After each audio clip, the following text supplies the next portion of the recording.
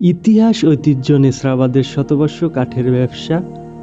পিরোজপুর জেলার নেসরাবাদ স্বরূপকাঠি উপজেলার কয়েকটি চরে সুন্দরী কাঠ ও গোলপাতার সর্ববৃহৎ ভাসমান বাজার হিসাবে একসময় পরিচিত ছিল।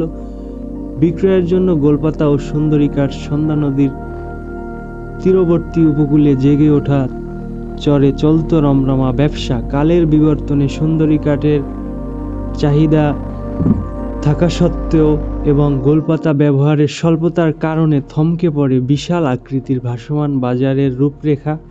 শুরু হয় দেশীয় কাঠের ভাসমান বাজার নেসরাবাদ থানা সংলগ্ন সন্ধ্যা নদীর শাখা স্বরূপকাঠি পাইলট মডেল মাধ্যমিক বিদ্যালয়ের খালের চরে অবস্থিত এবং ইন্দেরহাট খালের মোহনায় মিয়ারহাট বাজারের খাল ও বয়সাসহ নানা স্থানে গড়ে ওঠা ভাসমান বাজারটি এখন নেসরাবাদের সবথেকে বড় কাঠের ব্যবসা কেন্দ্র।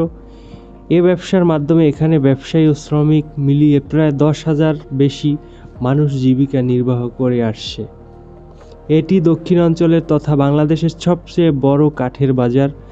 সর্ববৃহৎ কাঠের বাজার হওয়া সত্ত্বেও এখানে দূর দূরান্ত থেকে পাইকাররা এসে তাদের চাহিদা মতো বিভিন্ন কাঠ নিয়ে তারা ব্যবসার জন্য বা তাদের নিজস্ব কাজের জন্য ব্যবহার করতে পারে। আপনারা দেখতে পাচ্ছেন খুবই চমৎকার ভাসমান হাট। এখানে এখন বর্তমানে পানি একটু বেশি হওয়ার কারণে এটা ডুবু ডুবু দেখাচ্ছে। বাংলাদেশের সর্ববৃহৎ কাঠ ব্যবসা এই নেসরাবাদ স্বরূপকাঠিতে।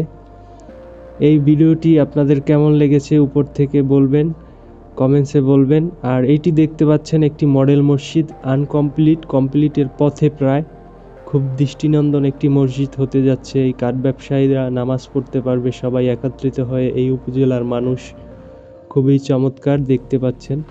ঐতিহ্যে ভরপুর নেসরাবাদ স্বরূপকাঠি উপজেলা।